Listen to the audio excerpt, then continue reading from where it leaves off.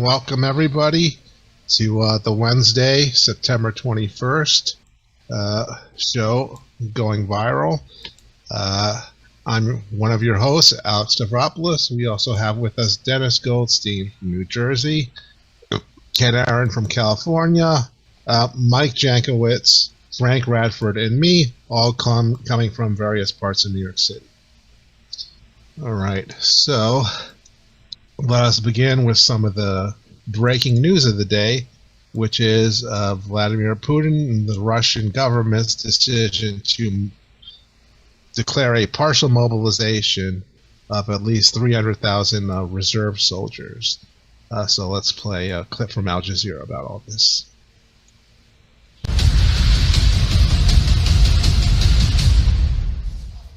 Russian President Vladimir Putin's calling up reservists to fight in the war in Ukraine. He made the announcement during a rare address to the nation. The defense minister says the partial mobilization will involve drafting about 300,000 personnel.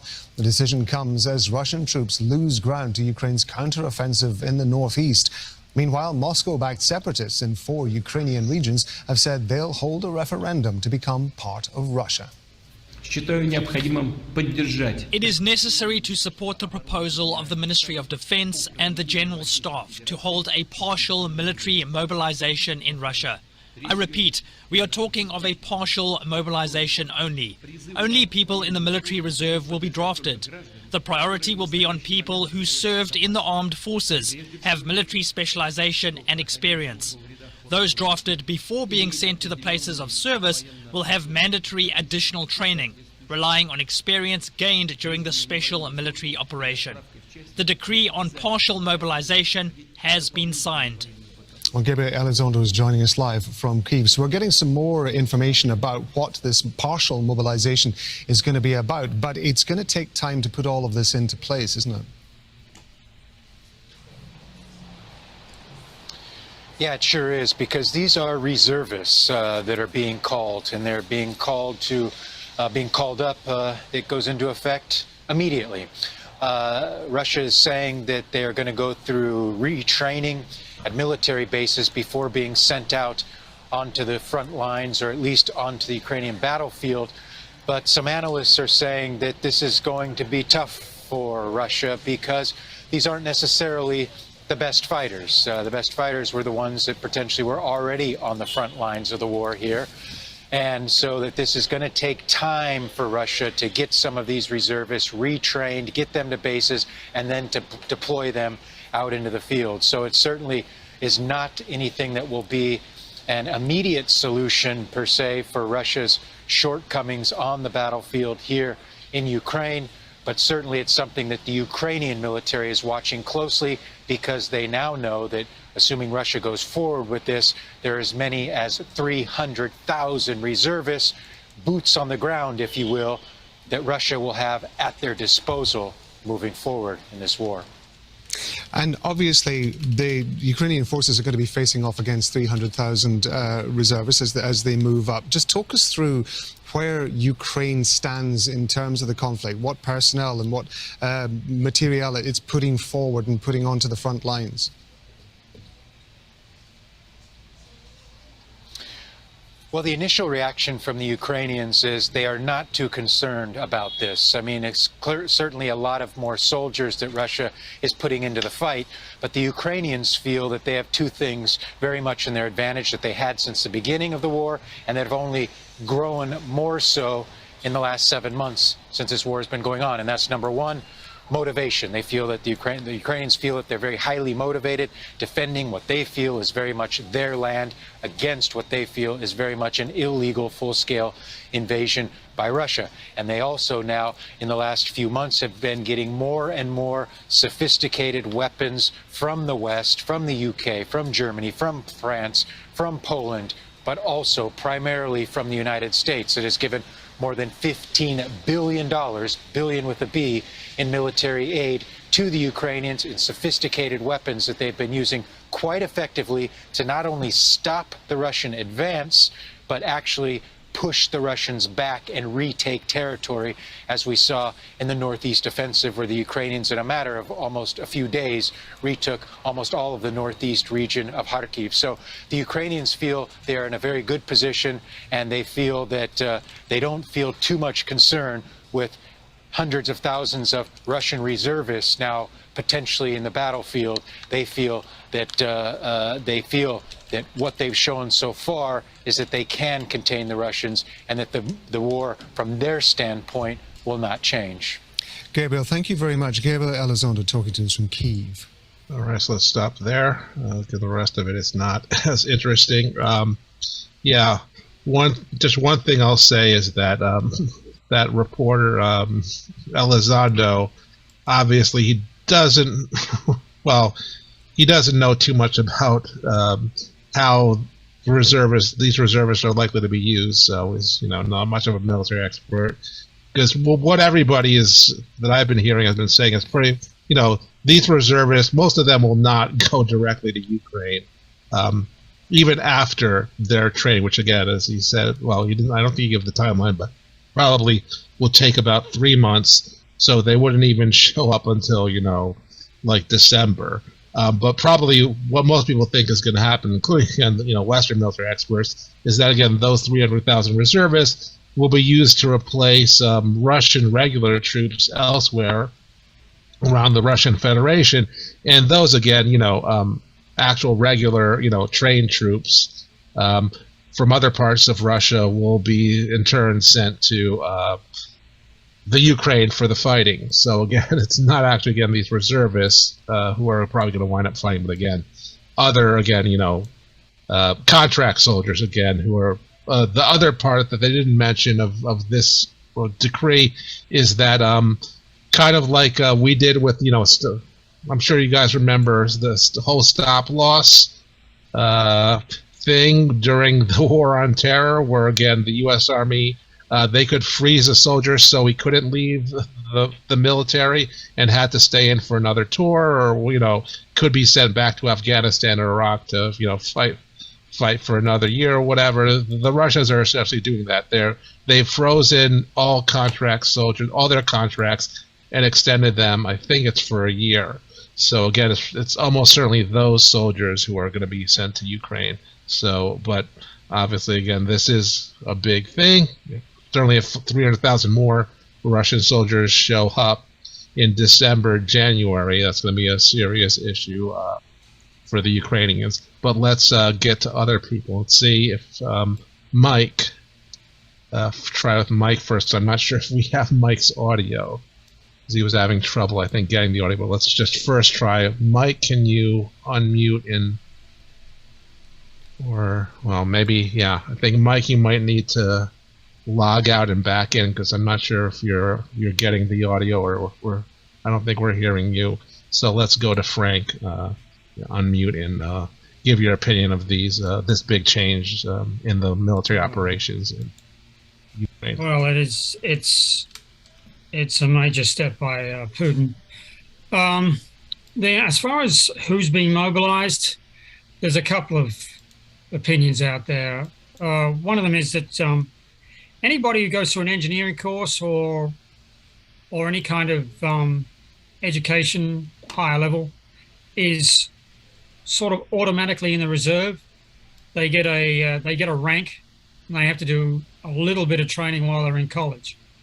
Now, they could be the ones that are caught up in this mobilization. Obviously, if you're aware of what's going on, and not all Russians are, but if you're aware, you're going to the nearest exit as fast as you can. And apparently, the airports are now unable to take any more people going to Armenia, Turkey, or whatever place will take them at the moment. So they're passenger planes are apparently stalled at the moment. They've been overbooked. So trying to exit Russia is, I think, going to be on hold, because any man from 16 to 65 is going to be prevented from doing that. So you had your opportunity. in terms of what you're going to do with these people, well, actually, more than anything else, they're needed for logistics. So you're not going to take from other units in Russia. You've got to have a cadre of experienced people in those other units. You can't, unless you take the whole unit from, say, Vladivostok or wherever, you'll leave the experienced troops there. So what's probably going to happen is anybody who's in Ukraine that's been devoted to logistics, driving trucks, etc., will probably be pushed into the front line to flesh out those units that are more than likely down to 30 or 40%. So over time, they could increase to, say, a more viable combat entity, and they'll be up to maybe by Christmas time, maybe up to 60%. That's assuming nothing else happens. And the Ukrainians have done basically all they're going to do, which is not clear at all. I mean, I've suggested that they've got at least one more counter. Frank, the other thing I heard that they're trying to mobilize a lot of Chechen war veterans, essentially, who already have, or Syria, soldiers that may have served in Syria and, finished their contract, a few years ago and or still have combat experience, and those kind of guys. Yeah, they might be trying to mobilize them. The enthusiasm for the war is at a nada. I mean, it's hardly they're hardly queuing up at the recruiting office, that's for sure. No. So if they can get those guys, they'll probably pay them. And it's not just, a mobilization as we understand it, where you just turn up and get paid regular fees. So I suspect that by Christmas time, they may be in a position on the Russian Federation border to do something. Now, the really significant thing that was said today by Putin was the threat of nukes, and that's what everybody's talking about. Right. So you've got a mobilization, which is not necessarily all that's going to happen. If indeed these are an officer class that he's mobilizing, which I also, is also being suggested, then they're pretty much ready to go within 3 to 4 months. And then you can put in another tranche of reservists, right, who will be possibly even more untrained, but they're going to fill the enlisted ranks. So I don't know. On that score, remember but the Stalin quote, quantity has a quality all its own. If you want to go that way. Obviously they've been doing the reverse of that in Ukraine, because to attack a population of 44 million with only 190,000, you need your brains examined. But it didn't go according to plan, as it keeps repeating itself there. So as far as nukes go, if they use tactical nukes, there's been, that purely looking at it from a military point of view, if you use it, it can be up to 150 kilotons. Probably not. Normally, it can be as low as, 0.2 kilotons. Yeah. So how they deploy those and where they deploy them. He keeps pandering to his right wing. Now, his right wing is, they're the hawks. They're my analogy is if you've got these guys in this sort of mafia-esque structure of power in which you've got the Don at the top and a lot of sycophants all around, and you've got these people who are looking at a different an environment somewhat like Dr. Strangelove, where they can be very important in a nuclear environment, right? desolation everywhere. They're it.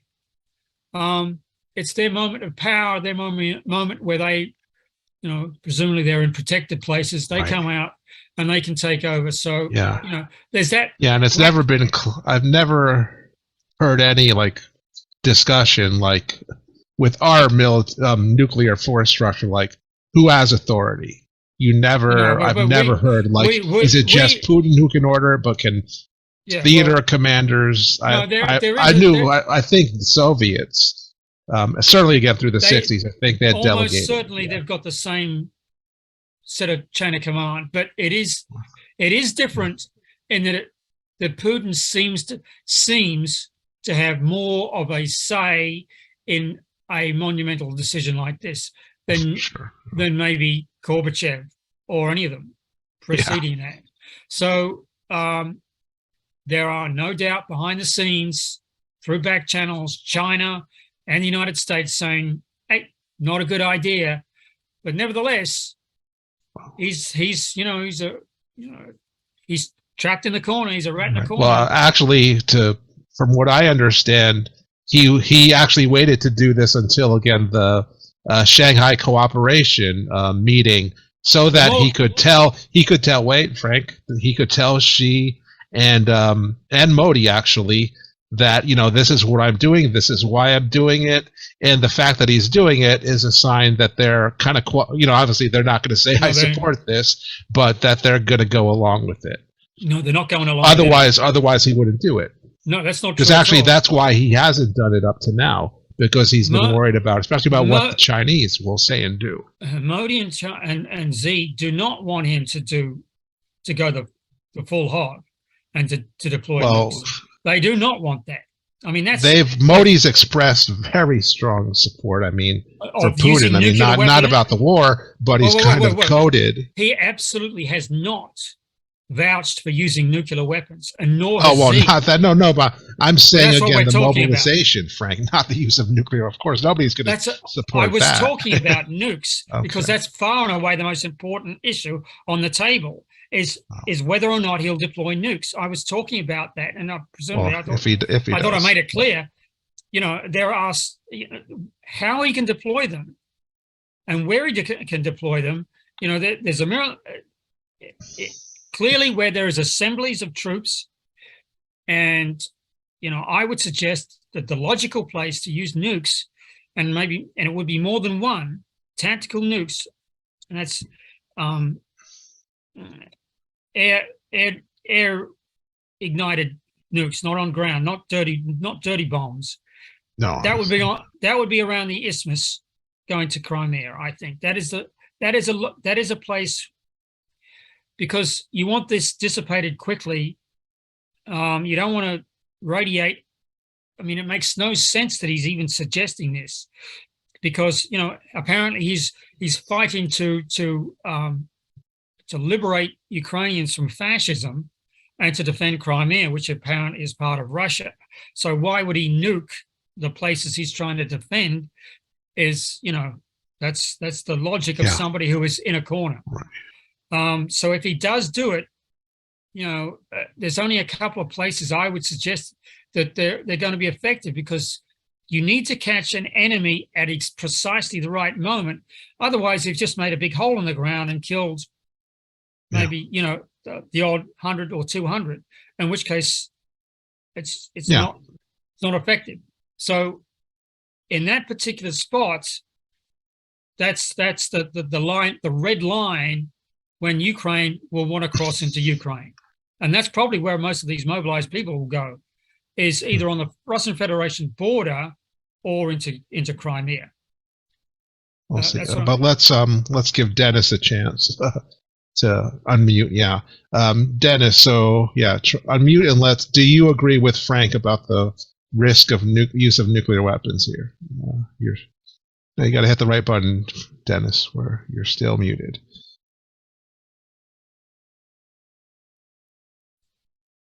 There you go. Yeah. No, I don't agree. We can hear you. What Putin is doing is showing his allies, basically, and His allies are India and China and the Shanghai Cooperation Group and the whole thing. We're getting. See, the problem is I don't believe our propaganda, and I don't know if I believe Putin's propaganda exactly, but I don't believe our propaganda at all. And we have to see what happens, because whatever the news says is happening, it's who knows.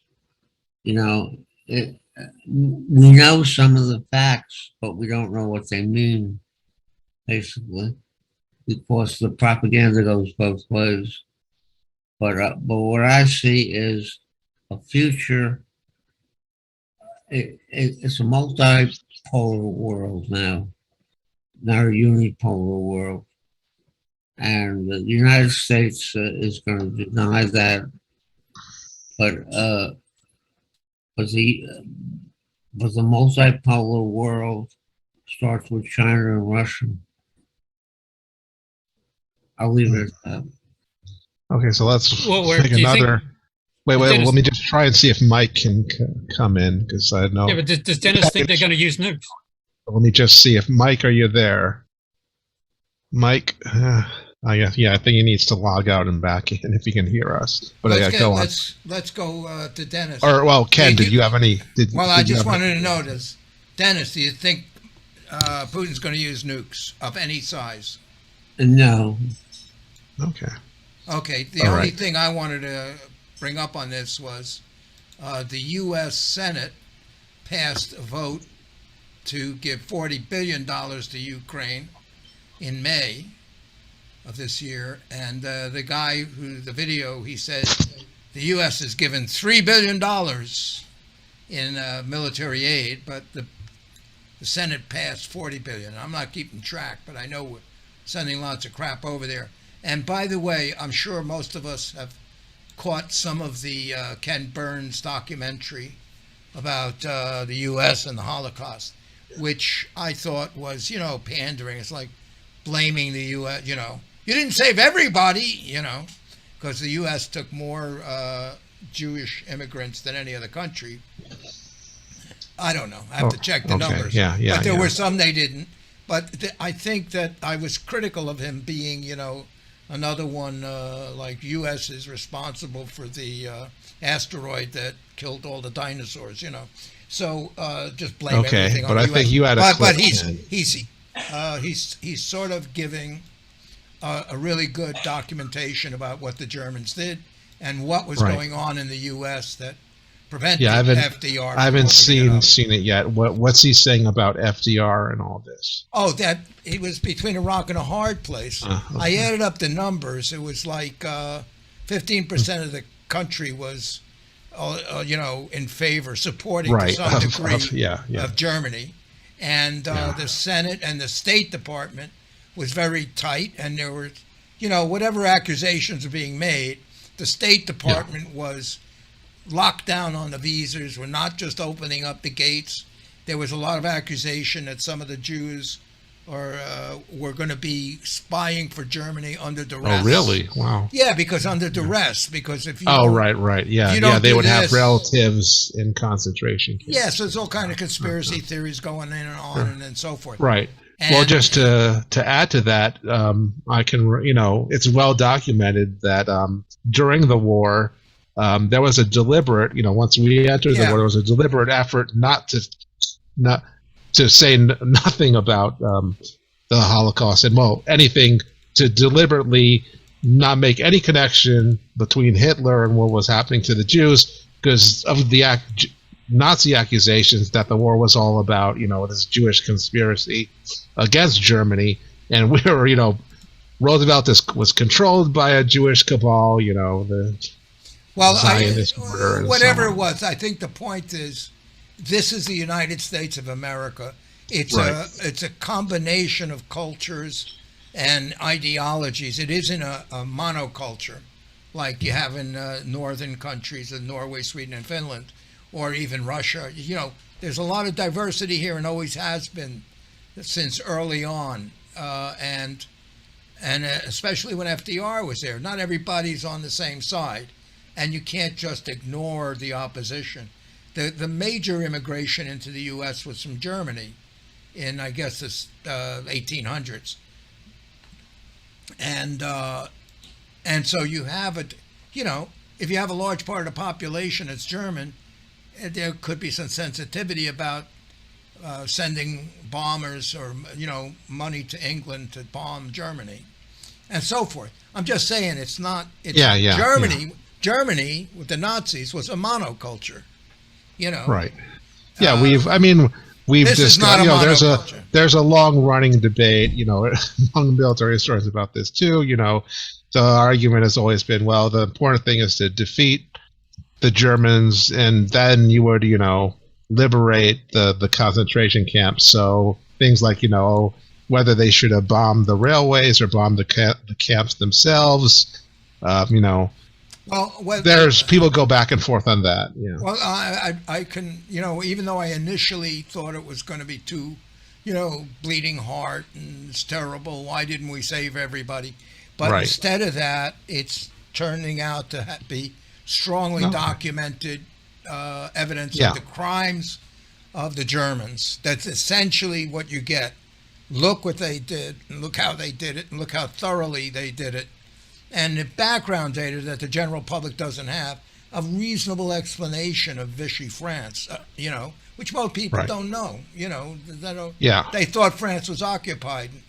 And the other thing is, if we had, clearly the Germans were committed to do this. So, like, if we had bombed, the railways to stop this, they probably would have done it, just committed more resources because they really wanted to get rid of the Jews. That was an important thing for them. But there was a lull, according to this document, between when Germany invaded Czechoslovakia and Poland. Then there was a lull of I don't know if you said 6 months or 9 months.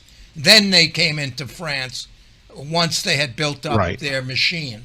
So it's a fairly. I'm sure you're going to find holes in it. Sure.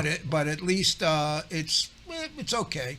The only thing there's a lot of material. Burns, he's going to be, middle of the, he's always been in terms of historian, middle of the road kind of, he's never too radical or too, conservative. So. The thing that's interesting, let's say, I think he said he was working on this for 7 years, and coincidentally, we now have immigration on the burner in the media with the Venezuelans and Martha's Vineyard. I think you have a clip or two on that, Ken. I got a quick question. It's like, when does it really start? Does it go from a particular year?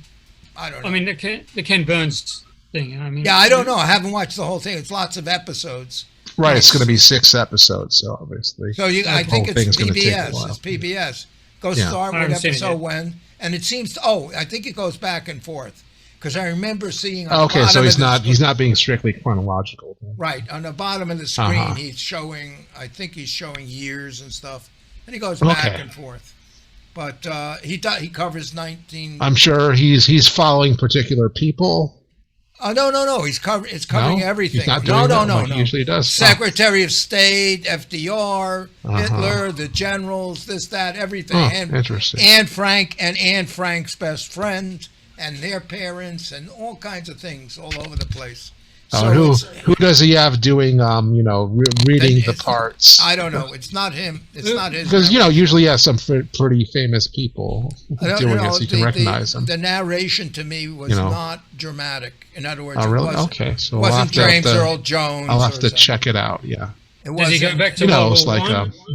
I think so. I think he mentions it. That's right. He mentioned that what Hitler was doing, his arming up, violated the Versailles Treaty.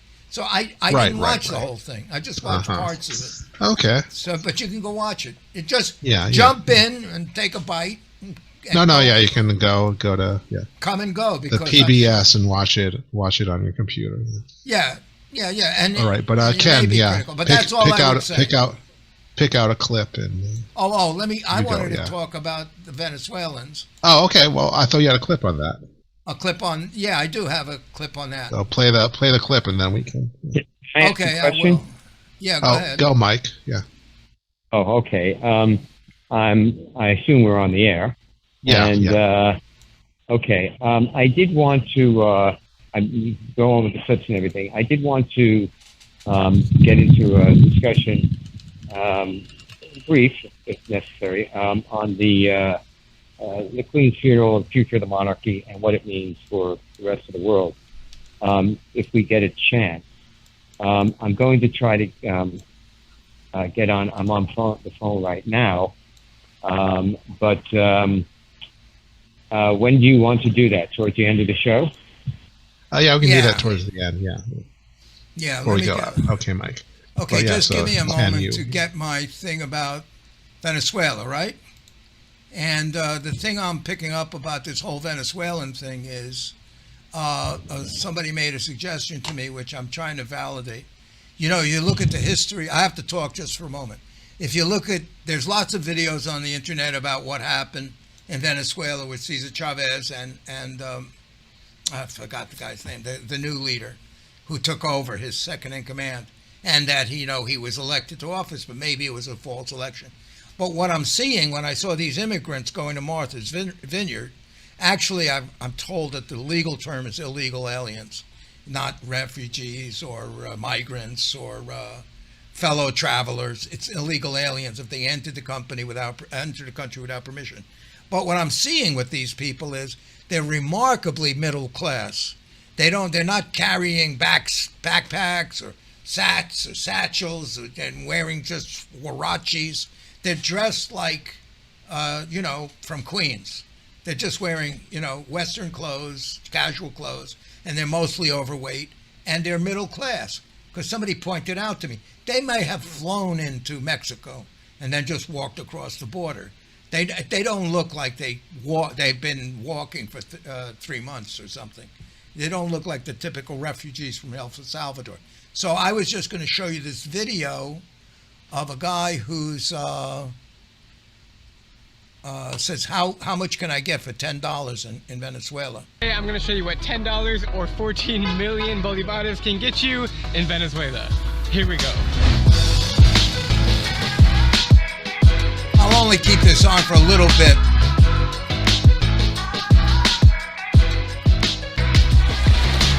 Whoa, guys, I have now spent the last 48 hours in Venezuela's capital city called Caracas, and it has just been wild. Stay tuned till the end of this video because this is going to be by far my most interesting and entertaining The video looks stuck, Ken. I'm sure the majority of you guys know what's been happening to Venezuela's economy, but if you don't, then I'll quickly sum it up. 50 to 60 years ago, Venezuela had one of the most prosperous economies in the world because of its newly discovered oil reserves. The Venezuelan bolivar was very strong, and Venezuelan workers enjoyed the highest wages in all of Latin America. But in the end, it was all too good to be true.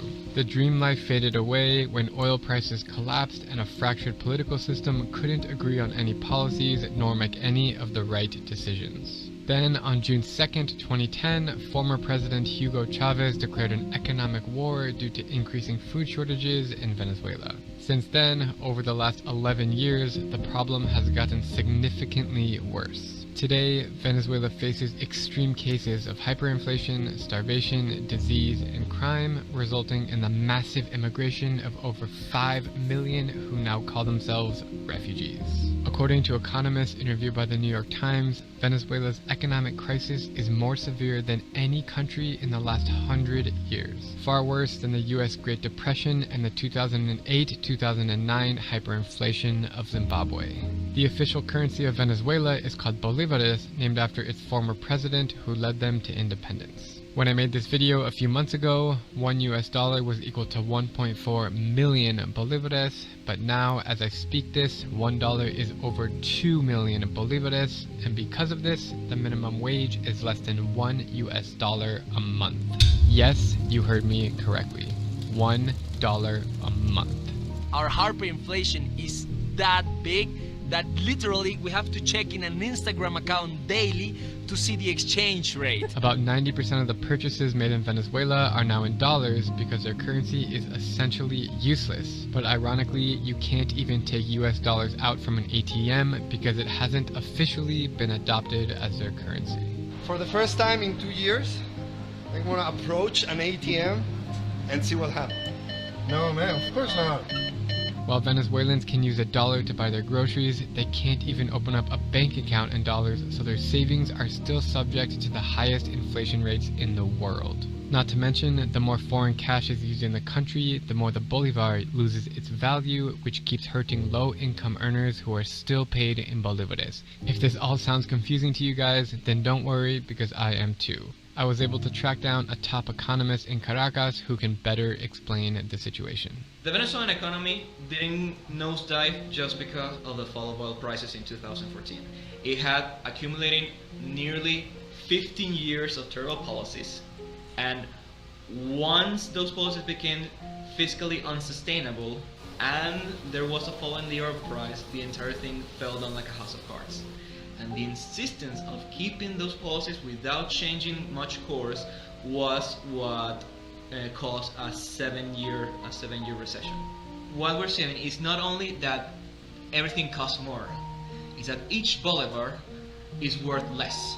But even in the best case scenario, we're looking at a country that has become structurally poor. This morning, I was able to exchange some dollars for bolívares, so I'm carrying both currencies in my bag to make this $10 video. On today's exchange rate, 10 US dollars equals about 14 million Venezuelan bolívar. Okay. All right, I stopped. So the main thing is, doesn't look like it's a tyrannical country where they're shooting people like Duarte is or something in the Philippines. It's just economic distress. So the people coming here, they got some money, they walk across the border now. There's no restraints. You don't have to crawl across or swim across the Rio Grande. Just walk across the border and say, "Oh, excuse me, could you please arrest me? I want to become a refugee." And then you can't be sent back to Mexico or anything. So it's convenient. This is the time to migrate to the U.S. without the oversight of background checks, IDs, COVID tests, anything else. Just walk in, and it's very prejudicial. It's only for those people who can make it. We're not trying to recruit engineers, doctors, lawyers, or people with skills or anything. It's just whoever can get here, and the big advantage is to those people who can get to Mexico. Oh, Ken, the thing is with those kind of people, for the most part are leaded.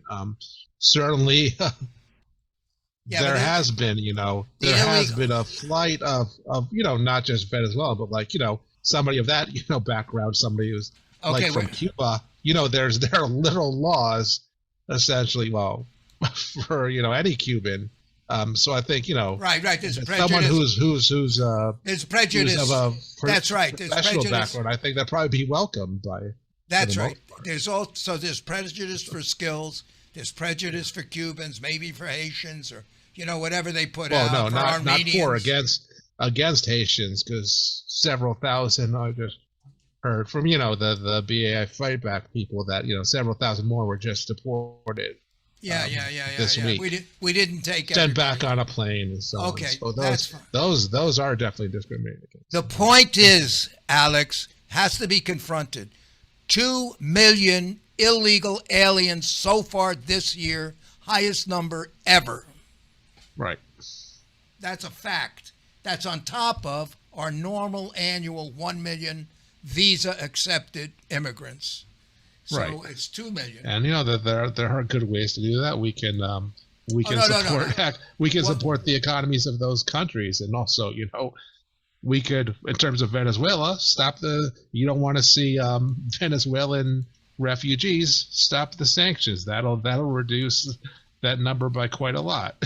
Yeah, because they'll be more willing to stay at home. But we want to crush their economy. We've got to do what we can. So we have to accept that there are going to be people, and we want people to flee the country because obviously those workers can't help Venezuela if they're leaving the country. We're happy for them to flee. Be careful, Alex, when you use the word "we."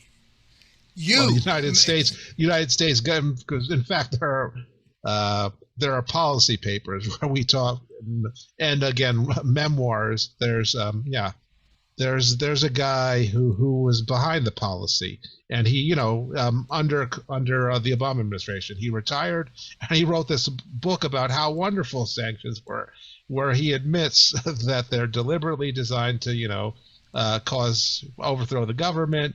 And that basically he doesn't care the fact that they have on the people of the country. That's less important than getting rid of Maduro or Assad or whoever, whichever leader we don't like. Okay, wait a second, Alex.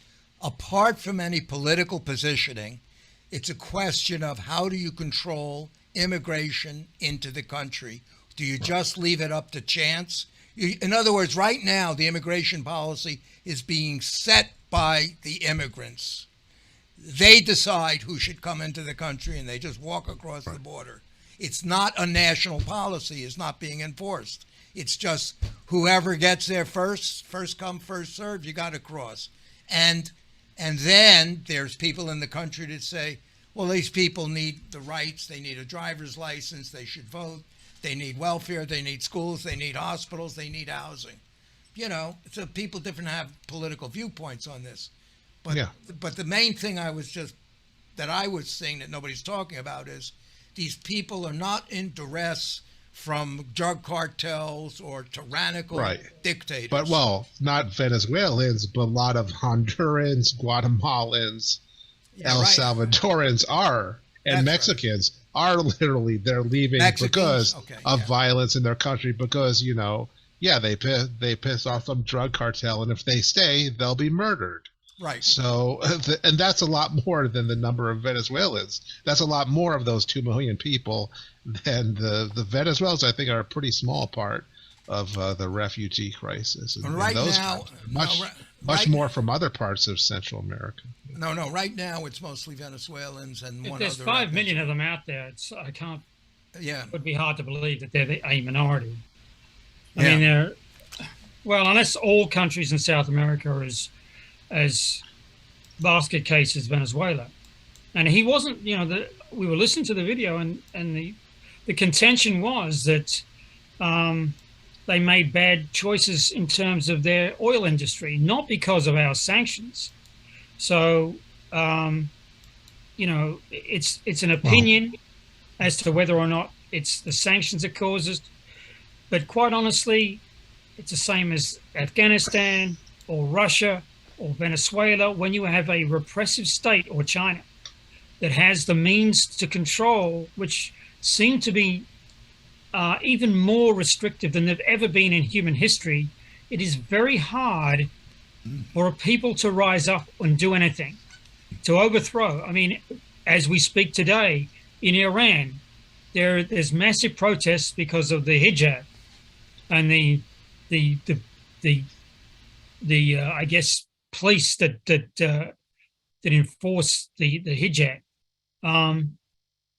But you're not going to touch the Iranian control mechanisms. You're not going to do that. Same as Afghanistan. You're not going to do it. And you probably won't be able to do it in Venezuela. No matter how bad it is. And no matter how bad it is in Russia, I think Putin will be able to hang on. It has to be, on the other hand, a massive defeat in Ukraine. Now the breaking news is this: Medvedchuk, who was the oligarch in Ukrainian hands, was exchanged for 215 prisoners, to include commanders of the Azov unit that was in Mariupol, 2 of those commanders. So that's a big deal. It just happened. But whether or not that's going to lead to anything in terms of mediation between Russia and Ukraine, certainly that back channel was open. But Medvedchuk is a buddy of Putin, so he's back in, and he'll probably be chirping alongside the rest of the right-wing hawks once he's back in Russia.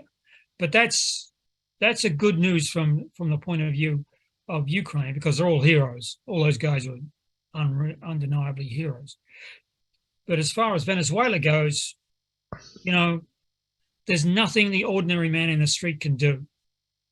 First of all, you've got, in any structure like that, you're going to have favorites, sycophants, and those who are favored by the government.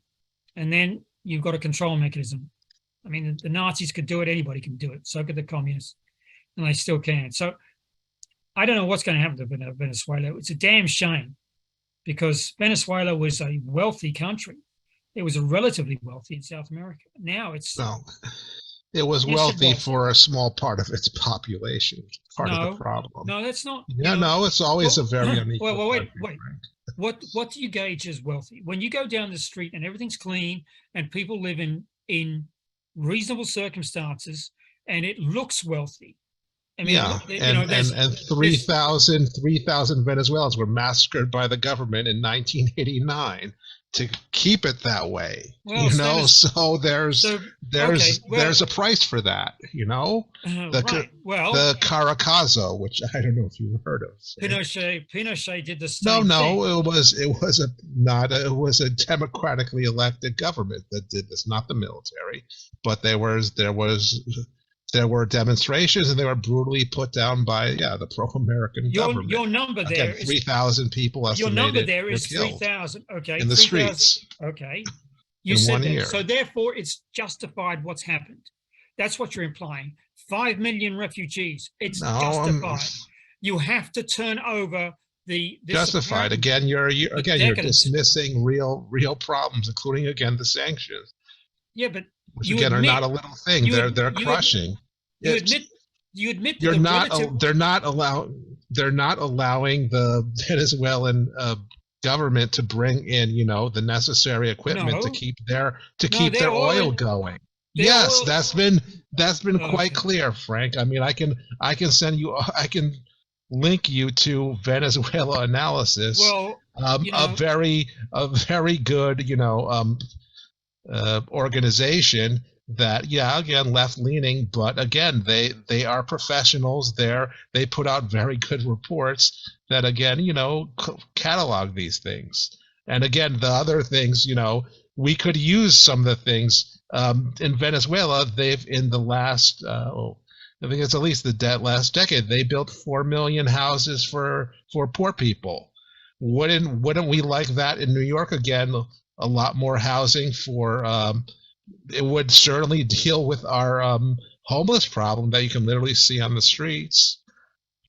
We could definitely use a million. So wait a minute. New am I inexpensive apartments in the city. Am I understanding that you're suggesting that Venezuela is better off than people in Harlem? That's what you just said. They in some ways, because they actually have. In some ways, they have a national health care. They're not going to go bankrupt because they get sick. They have. They have the CLAP program. Let me just understand. Frank, you don't study Venezuela, so you know nothing about any of this. Well, they give food to poor people. The government itself. Alex, you got to stop hogging the mic. If you want to talk like that, you got to go to a political rally. Take a response, please, because what you're saying is really challenges credibility. You say, they're better off because they got homes. Or that, they're better off. Oh, they're not going to go bankrupt because of medical bills. Because the reason they're not going to go bankrupt because of medical bills, because they already are bankrupt because of inflation. I mean, you got to stop it, and you got to let somebody else answer. So let Frank respond to what you said. Well, I was listening to the same thing you were, Alex, and I was looking at, this is the inflation. This is a completely bankrupt country. And you're implying that if only Harlem adopted some of these unique means of helping the poor, Harlem would be better off than they are. This is New York City. And to even equate it to that, I mean, you are equating it, are you not? I mean, I don't know what to say to that, really. I mean, obviously, the left would want you to believe that Maduro is, this icon of righteousness against the American imperialism and the sanctions that are being enforced on it. Well, somebody has to bend. And the only people that are bending, apparently, is everybody in Venezuela who live there, and everybody who gets out are doing what you logically would do, which is head for the American border. I mean, to not do that, so is Haiti. Everybody in Haiti is doing the same. And South America, unfortunately, needs help, needs serious help. But, they have issues.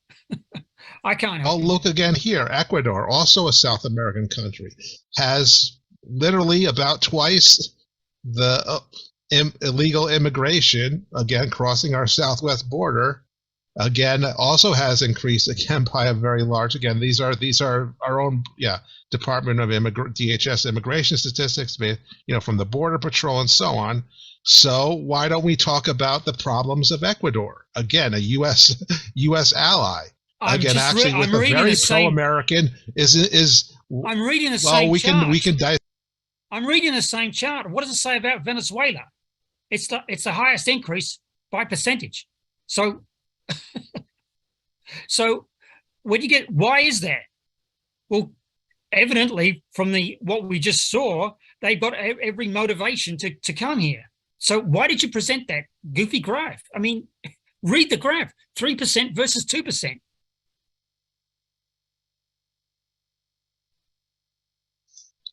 It's not. Venezuelan immigration is in the news because Ron DeSantis sent by airplane 50 immigrants, illegal aliens, to what the name of that country again? Oh, Martha's Vineyard. And then they went like, "Oh, we love them, we love them, we love them. We're a sanctuary city. We love them, love it. Get them the hell out of here." Actually, no. Cape Cod. They send them to somebody Cape looked Cod. into that. They're not. Boston is a sanctuary city, but Martha's Vineyard actually is not a sanctuary anything. Uh-huh. So that part of it is. Oh, and hey, Darryl, that part of it is actually wrong. Well, okay. Which actually may help explain why they reacted so badly to them showing up. Yeah, so they're not. Yeah. Again, it's but that's why. Yeah. So we could take I don't think. No, man. Is even a hold it a minute. Hold it. Let your children speak. I think we could take up Ecuador or Yugoslavia or any other country that has excessive immigration to the U.S. on another day. Ecuador, Brazil, those other countries listed there, including Haiti and Cuba and so forth. It's a question of, do you want to say anybody in the world that's not happy with where they are, they can come here because they're being persecuted, or they're not satisfied, and it's not a good day for them, so they can come here. And we can solve all the problems of the world, or we're responsible for all the problems of the world, therefore we have to let the whole world in here. Whatever the immigration policy, you can see. But yes, let's go on to another topic. Hi, Darryl. Nice to have you here. Mike is going to come at the end, and let's go. Yeah. Alex, go so next. Let me. I want to talk about this thing that, well, it's been actually a bit on, especially in the on the East Coast in the news, which is what the case of Adnan Syed in Baltimore reveals about the prevalence of basically misconduct by by both the police and prosecutors in Rome, and the fact that probably, well, almost certainly there are tens of thousands of innocent people wrongly in jail because, again, either the cops or more like the prosecutor held back exculpatory evidence that would have got the person freed. And of course, this also means that often the real killer is out there. But yeah, let me ask you one question before you proceed. That's a fantastic analysis. Where did you get the number 10,000? No, I'm saying tens of thousands. Oh, could it be 40, it's in. I think it was mentioned on Democracy Now by it's one lawyer, one of the former lawyer of the convicted person in this case, Adnan Syed. Sure, right. Okay. I've always said If you don't have a police force, there's no crime. All right, well, let's play this again from PBS yesterday.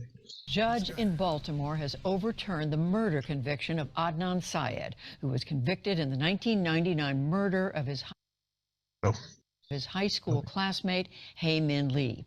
It's a case that has received national attention in recent years after Syed's story was chronicled by the popular true crime podcast Serial.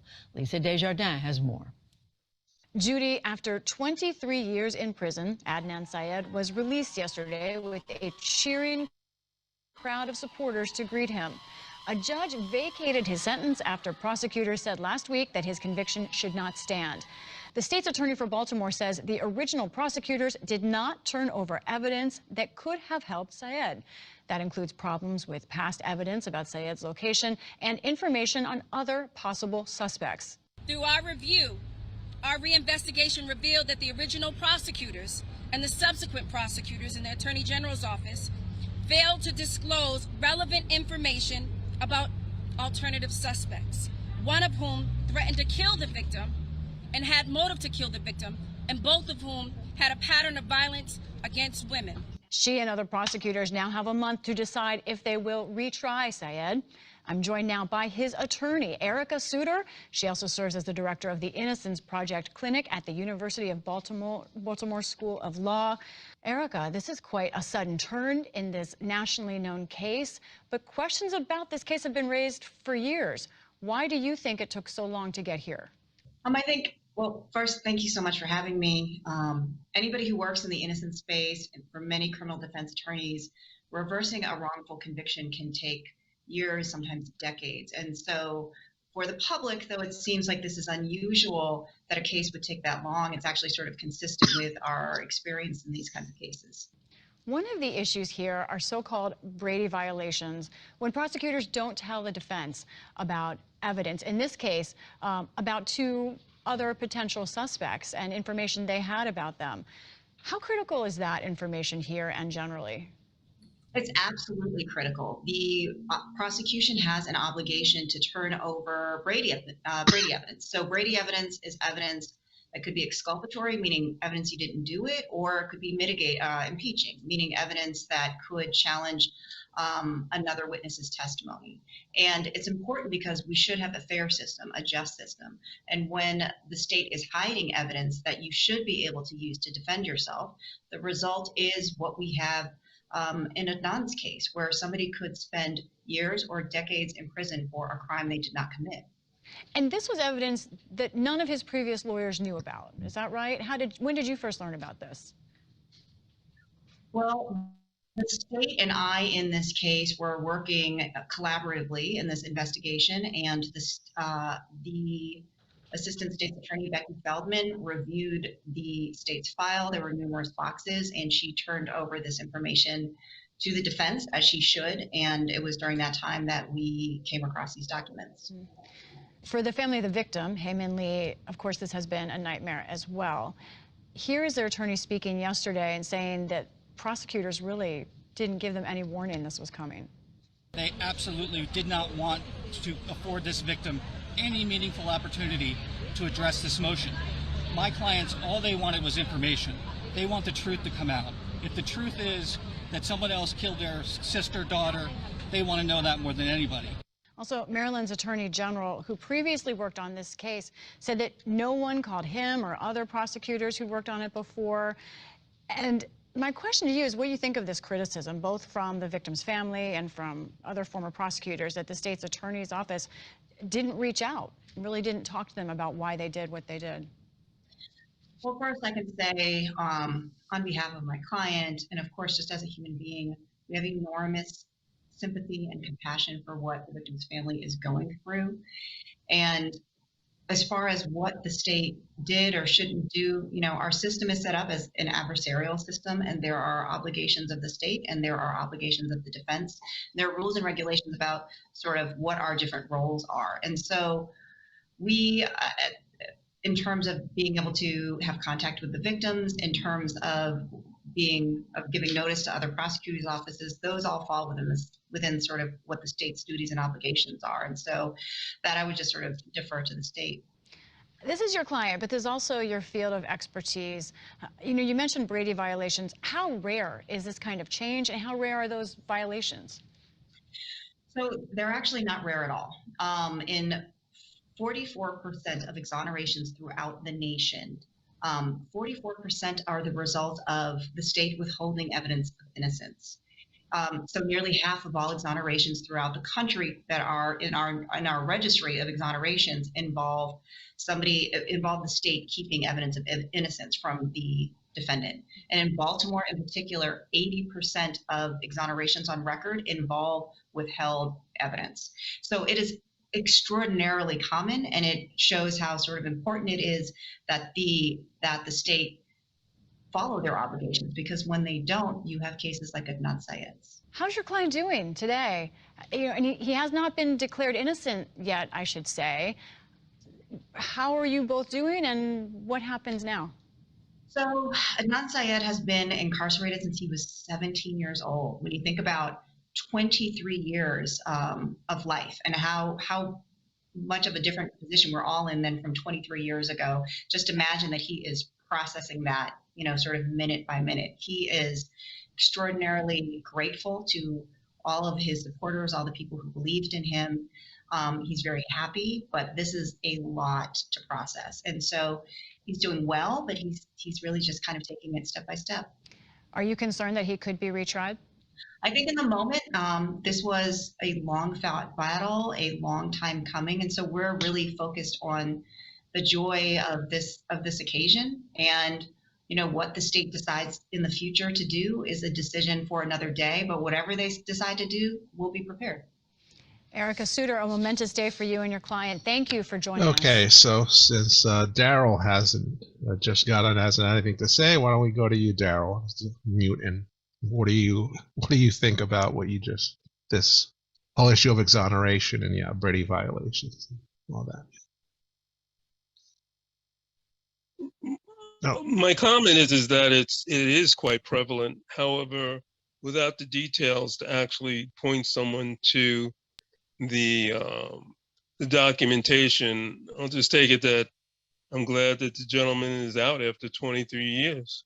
I find it interesting that the question was, well, how come the lawyer wasn't notified of the person who was murdered, and how come other prosecutors weren't consulted?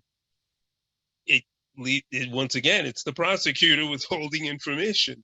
So I think it's pretty obvious that the system isn't working exactly as designed. So it's just the way it is. So and we go to Mike now. What do you have to say about all this? Mike? You there, Mike? Or maybe Dennis. Dennis, do you wanna? So you wait for Mike. This case is misprosecution, and that's what happened. They just wanted to throw him in the clink and have a win, and they did the easiest thing they could do, and they did it wrong.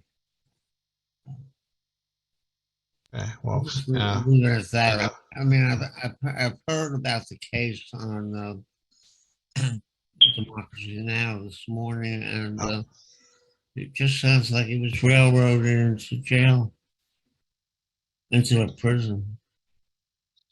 Okay, I think Mike might have been trying to say something. So, Mike, if you want to try again, there you go.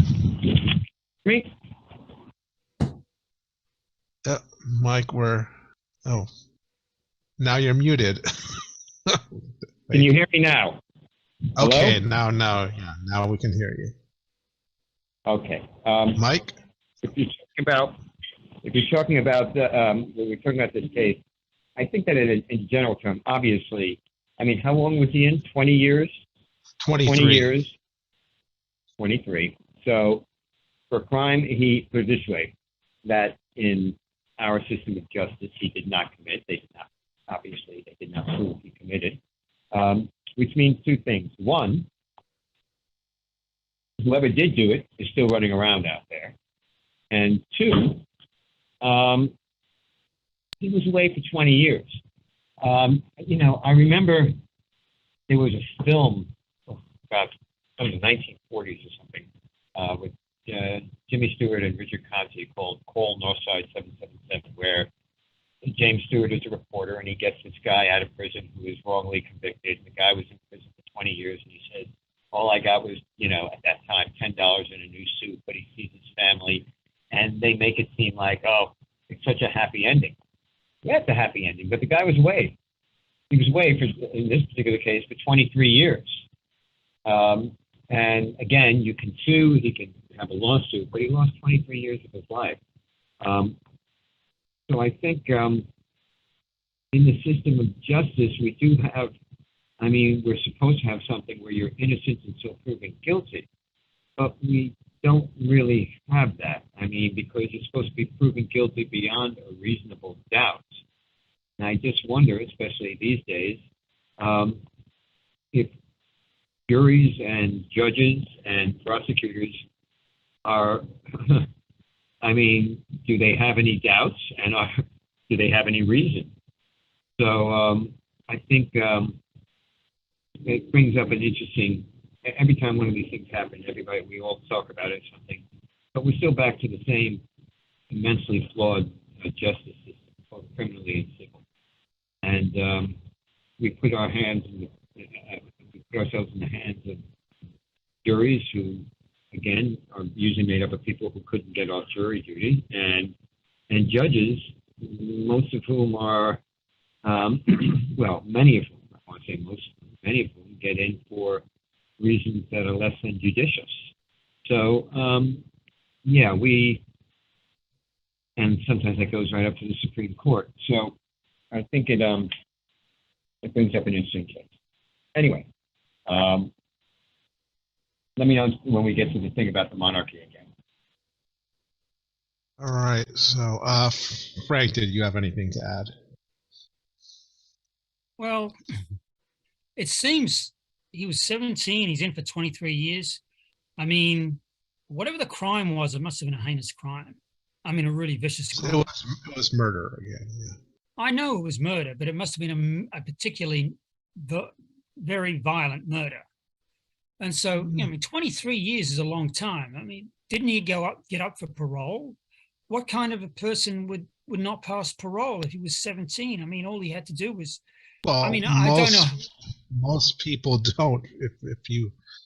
If you know anything about the our criminal justice system, very few people, essentially the system is geared not to give parole because no parole board wants the guy gets out and then kills somebody else, even if it's like a 0.1% chance. They don't want that. Yeah, well, still, if he was innocent, and that's what the assumption is, that the guy is innocent of this terrible crime, and it had to be a terrible crime for a 17-year-old to get 23 years.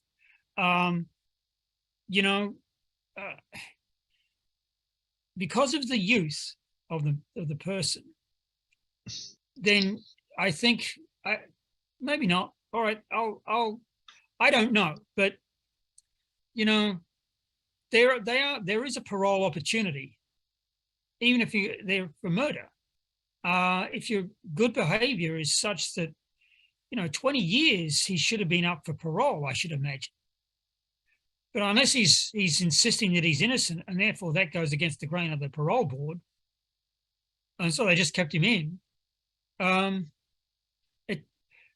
You do your time, and then you're released because it's expensive to keep you in there.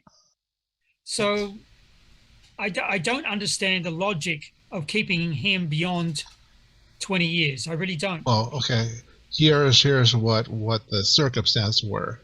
Which is, again, they found out all this exculpatory evidence back in 2015, and then he, applied to, get his conviction, overturned. And again, it's taken until now, 7 years later, for it to go through the whole. What was the original sentence? Life. Life without parole or life? Yeah. Life without parole, right? Yeah, yeah. You hear that, Frank? Again, this is in Baltimore, so. Okay, yeah. I didn't know it was life without parole. It's 17. That's, I mean, what was the crime? I mean, how bad was Well, it? and here's the the interesting, 70s, other during the interesting thing. 70s. Yeah. Go ahead. The No, go ahead. conviction was based on, cell phone, location data.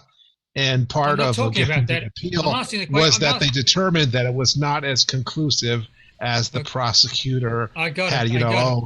What basically was trying the to say, crime? he was where. Hey, Alex, What was the crime? What was the nature of the crime, not the evidence? But I just want to throw in one thing, and then I'll shut up. Just Google First it. The average. Stop it. The average incarceration time for offenders serving sentences for first-degree murder, 22.4 years. That's the average, 22.4. That's all. So I'm just trying to fathom what, as you said, the nature of the crime. How violent? Why would a judge give him life without parole? I mean,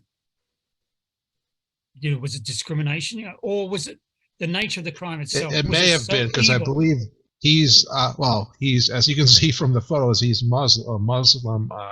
I don't know Okay. I don't know if he's born. I think he's born here, but his trial was after 9/11. So I think a Muslim in that environment, not a good idea. There are I issues agree. about having a fair I agree, trial. but Yeah. Did he cut her up into little pieces? Did he, was it almost an accident, or was it like he was deliberate? Was it deliberate with, malice aforethought kind of killing? Was it, did he throw her into an acid bowl? Did he do, was he Dharma type? I don't know. And if it's life without parole. Well, again, there is no physical evidence. The only connection between him was that he was the victim's ex-girlfriend. Right. Okay. It doesn't say. But again, he never confessed. There was never any physical evidence linking her to the body. I mean, I agree. No. I mean, I listened to this series. I guess you guys are too busy. No. But anyhow, I listened to most of it. Yeah. And no, she was murdered and buried, not decapitated or tortured or anything. Yeah. Murdered and buried in a shallow grave. And one of the guys who was in the serial sounded like the guy who did it, but he got convicted. And you're right, it was faulty evidence and whatever. I think the people who got him worked on the case and got it, the conviction evacuated, or whatever word you want to use, deserve a tremendous recognition. Those are the heroes. It's an injustice, but the injustice seems to have been set right. And I think it depends on the state. I'm just making this up. There's some kind of restitution. You get some kind of compensation for false imprisonment if you found that you served. And I guess there was years. DNA testing done, none of which matched There you go. Syed. Yeah. Yeah. It might have been a prejudicial thing because he's Muslim. The girl was Asian. Right. And shit happens. So, but with my statement before, when I was chastising you for saying 10,000 or thousands of cases, she gave the statistic. She said, in Baltimore, 80% of the cases that they've turned over, reversed, were because of withheld information. She said 44%. No, in general, but she said in Baltimore, 80%. Yeah. All right, Baltimore, yeah, okay. 80 or 88%. So that is, and Baltimore is notorious for police and corruption. Corruption and Nancy Pelosi, right? Nancy Pelosi, what's she got to do with it? She's from wasn't her father the mayor of Baltimore when she was a kid? Oh, right. Actually, that's true. I believe that's true. Yeah. Hey, I got one right. Jesus.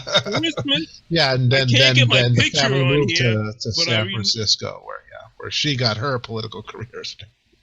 But yeah, I think you're right, Darryl. Yep. Well, I'm glad you brought that up because I just took it as an incidental thing. But that's very significant. No, good. Darryl had a good point. I'm an incidental guy, Ken, and I'm still trying to get my picture posted, so I don't have to have the light on. Oh, yeah. Okay. Well, all right. Yeah. No, you sent me the Bing thing. I'll try that. I tried to do it myself, and not so much. But Okay, whatever. so let me go on to a more cultural, which is again after we went away last week. We had the death of one of the great directors in film history, Jean-Luc Godard.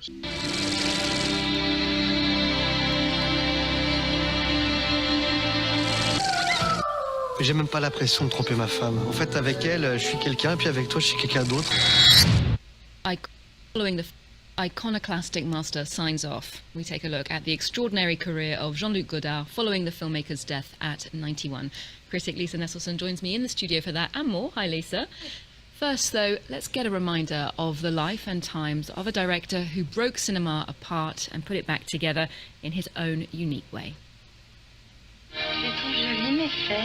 In 1963, Jean-Luc Godard brought this now cult scene into the world, symbolizing his radical, provocative style. 3 years earlier, his first full-length film, Breathless, broke the perceived cinematic rules of the time, setting the visual aesthetic of the New Wave movement. C'est un film qui a été fait entre réaction contre tout ce qui ne se faisait pas. It's a film that was made as a reaction against everything that wasn't a done thing, almost systematically. On ne fait pas un gros plan avec un You don't do a close-up with a wide lens. Well, then let's do it. And for me, this corresponded with a desire to show that everything was allowed. De montrer que tout était permis.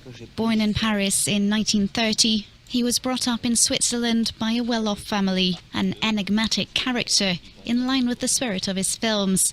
Jean-Luc Godard called for a more political kind of cinema. In May '68, as civil unrest spread across the country, he addressed a crowd at Cannes Festival, calling for a boycott. There's not a single film that represents workers or students' problems as they are happening today. Not a single one. We are out of touch. In 2010, Godard presented his film Socialisme to the Cannes Film Festival, then Goodbye to Language in 2014, which won the jury prize. In 2018, he won a special Palme d'Or for the Image book and went on to receive a César and an Oscar, honouring his career as a whole. Crowning a leader of the New Wave movement who tore up the rulebook, telling the world that cinema could be whatever you want it to be. So, Lisa, we saw Jean-Luc Godard's huge contribution to modern European cinema there, but tell us a bit more about Godard, the man, the filmmaker. Well, he has loomed very large in our collective memory for quite a while. He's on the cover of every newspaper, and he was the top story on all media here in France yesterday. Much like Her Late Majesty the Queen, just about anybody currently walking around, he's been there our entire lives. I don't think many people will be clamoring to see his body the way they are hers, but we should all continue to look at his body of work, which, depending on how you count, is some 100 films, some features, some short, some on 16 millimeters, some on video. He even did experiments in 3D. I heard world-class architect Jean Nouvel on the radio yesterday say that the news of Godard's death was such a shock that he couldn't say a word or get out of bed for half an hour after he heard. Wow. Several commentators have pointed out that for a long time, Pablo Picasso was the consummate artist in terms of innovating new forms, followed in a brief window perhaps by Andy Warhol, and that Godard very much filled that spot. He was self-taught as a filmmaker, but he revolutionized film language and revamped film grammar. And it's very hard for us to understand this now when you can make a whole motion picture with just cell phones. But it really was a revolution when they made lightweight cameras and lightweight recording equipment, and you could go out into the streets untethered from a studio and needing lots of hunky guys to move things around. And so they did pour out into the streets of Paris. And that moment, that the beginning of the new wave, We often see him credited as the inventor of that movement, but that's not really the case, is it? No, the French New Wave, La Nouvelle Vague, was actually a term coined by a woman, journalist Françoise Giroux, but the leading lights were all guys, plus Agnès Varda. They started out as film critics, gravitating around the magazine, Cahiers du Cinéma.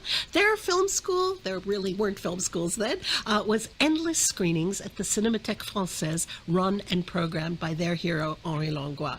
When Godard made Breathless in 1960, Claude Chabrol had already made Le Beau Serge, and François Truffaut had already made The 400 Blows, but it was Breathless that took the world by storm. And what image could be more iconic than Jean-Paul Belmondo, who is basically a criminal who shoots people, but has fallen for American student abroad Gene Seberg, walking down the Champs-Élysées together. Godard was demanding and misunderstood, and some people say he was a jerk, and some people say he was a generous sweetheart. He was certainly considered a bit of an eccentric character. Lisa, did you ever meet him? No, I never spoke to him, but I can say that I breathed some of the same air molecules in the same room with him at a few press events and screenings. For example, in the late 90s in Cannes, all the journalists were foreigners, not French, and someone asked him, what did you not expect to see happen in cinema in your lifetime? And he said, there is nothing stranger than having someone come up to you and tell you what a film that you made means. And you say, thank you for that insight, but actually that's not what I meant at all. And then they rankle and say, but sir, I happen to have a PhD in film studies. And at the 2018 press conference in Cannes, we saw a little snippet of it there. Godard was at his home in Switzerland. We journalists were in the press room in Cannes in France, lining up as if to take communion to speak to Godard's disembodied head on the iPhone his assistant was holding up. Pretty and weird. Godard got a real kick out of hearing, oh, you're from Venezuela and you like my movies. You're from Finland and you like my movies. It was a very, very Godardian moment. I bet. And he was quite politically engaged as well. Oh, absolutely. You know, his first 15 films he made in a spate of 9 years, but then he took a political turn that a lot of people didn't really appreciate. Daniel Cohn-Bendit, who was one of the leading figureheads of the student strike movement in May 68, knew Godard from the Sorbonne, and he said it's possible to be a cinema genius and politically ridiculous, and that when Godard entered his Maoist period and wanted to make collective films with the workers, he was ridiculous. He was an early adopter of video, very early in the mid-70s, and he'd borrow images from here and there and make what we now call mashups, and he really had a knack for being in the right place at the right time. He wanted to make a movie about clandestine abortions in London. He wanted to make a film in London, and they legalized abortion before he got a chance. So he said, in that case, I'd like to do something about either the Beatles or the Rolling Stones. The Beatles said, no, thank you. And the Rolling Stones said, yeah, okay, come into the studio. And what was the song they were recording? Sympathy for the Devil. And the rest was history, of course, indeed. What a career. Well, next, moving on to new release. All right, so Ken, are you a Godard fan? Well, and I certainly like Breathless. I'm not aware of any. Never saw any of his other films? Well, because he's done a lot.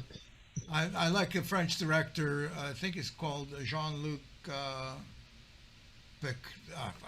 forgot the name. The guy who did The Fifth Element and The Professional. The Professional and The Fifth Element. Maybe. And, Where's that? Isn't that Luc Besson? Or? Luc Besson, yeah, that's it. Yeah, it is, right. I think it's Jean-Luc Besson or Luc Besson. Yeah. But he's much later. He's yeah. alive. Yeah. Yeah, but I thought so. But Breathless is famous, and was remade. You know, I think it was right. Gere, Richard Gere played the part or something. Not as well, of course. No, terrible.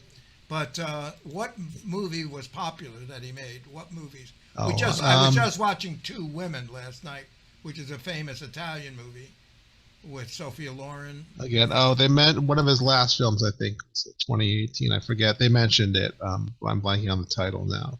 No, he did. Well, the films I remember, he did. Well, Carmen, which was pretty good about left-wing terrorists after he kind of turned against Maoism. So it's kind of a critique. But, you know, again, I mean, again, I'm not as big a fan of him as I was. Again, I love Truffaut, Eric Romer, and Jean-Pierre Melville, who is, kind of not, really is part of the new wave, but is, kind of different because he was from the World War II generation. So his aesthetic was very, again, he's the one who does all of those great film noir films. But again, I'm a big fan of his. But yeah, again, so I don't like Godard as much as they do. But obviously, Breathless is, as you said, a great film, and I certainly agree that he's very influential on the development of film. Again, a lot of his way of framing things and kind of his use of images is very influential on other filmmakers, which is what you're, if you want to say the impact of a particular director, that's where you go. Hitchcock or something, someone like that. Oh, listen. So I wanted to do a cultural thing. Let's move on. Okay. But wait, let's. Yeah. Go maybe ahead. we want to let Mike or. Oh yeah, comment. Anybody else want to comment on Godard? Yeah, can you hear me? Yeah, go yeah, ahead, Mike. Okay. I constantly have to say that. Well, I can say this much. Godard, I mean, he's an acquired taste, his films. I wasn't a big fan of him because they're basically hard to follow. But the New Wave basically started a trend in which the actual photography of films, it took films from less of a narrative to more of a photographic, where the emphasis is on the actually technical and skills and the technique. Does not to say that films didn't say anything, but so he was an acquired taste, but he was a maker of landmarks in world cinema.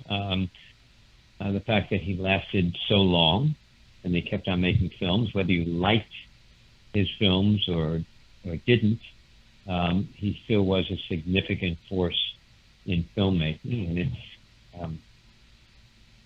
sad to see him go. And of course, his death was overshadowed by the Queen's passing of the Queen. So it's that often happens. And again, we're dealing with people. He was 91. There were a lot of people who didn't think Godard would last past 41.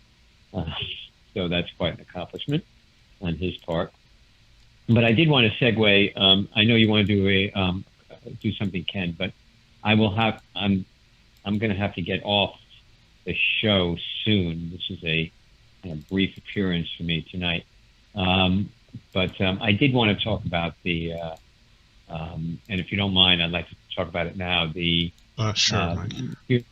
The funeral, the Queen's funeral, and the impact it had, the reaction to it, and the future of the monarchy. Now, of course, we're not going to be able to do this in one shot, but just to touch on it. That's you have a basically what was in essence a 10-day procession that went on, and of course, all of it, in essence, had to be done. When Philip died, he wanted a no muss, no fuss funeral. Just throw him on the ground, throw the dirt on him, etc. But that's not possible with the Queen. The Queen must get a state funeral, and she knew, and the monarchy knew, and the government knew that it was the people that demanded it. They wanted to see the pomp and circumstance. They wanted the celebration of her life. They wanted to participate. And so all of that was really necessary to do. Painful for some members of the family. And some of it went off without a hitch, especially when the the vigils, when people were filing in, who were waiting for anywhere, depending on the day, from 7 to 17 hours during a cold night to get in there. But when they were filing past the vigils that the sons and the children and the grandchildren did, were executed flawlessly. As a matter of fact, almost everything went flawlessly. But, well, not but, the fact is that in other words, I do believe in a constitutional monarchy, but there were many people that when they were interviewed, if anybody was watching the coverage of it, I couldn't make it to London for it, but some people who were there did and who covered it and along with the British, obviously the BBC and the rest of the British press, Times, Telegraph, etc. People were articulating the fact that they loved the Queen. What the concern is, did they love the monarchy, or did they love that particular monarch, and what that will mean for King Charles's reign? That is, a lot of people. There were people who were anti-monarchists, both in Britain and the Commonwealth, who still loved her. They didn't have a problem with her, or they had less of a problem with the monarchy as long as she was there. She was, forged in the Second World War. She's the last person, which probably, she was the last world leader that was in uniform in the Second World War. That was, that came of age during that time and then actually served during that time. And that forged a lot of her values and a lot of her sentiments.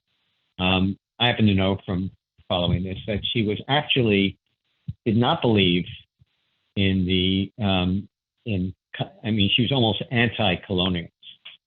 In essence, she was. She didn't want colonialism. She wanted a commonwealth of equal nations, all supporting each other. That's why when she greeted Commonwealth leaders, she treated them all equally, from the smallest Commonwealth member to the more powerful. It didn't matter if you were, from Canada, Australia, or from Ghana, or anywhere else.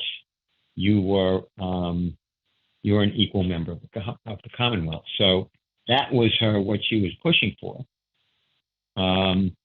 I think Charles will continue that, but the question is, how does everybody else feel? Is the Commonwealth, or will that Commonwealth of 54 nations, she built it up from about 7 at the beginning to 54 nations by the end of her life.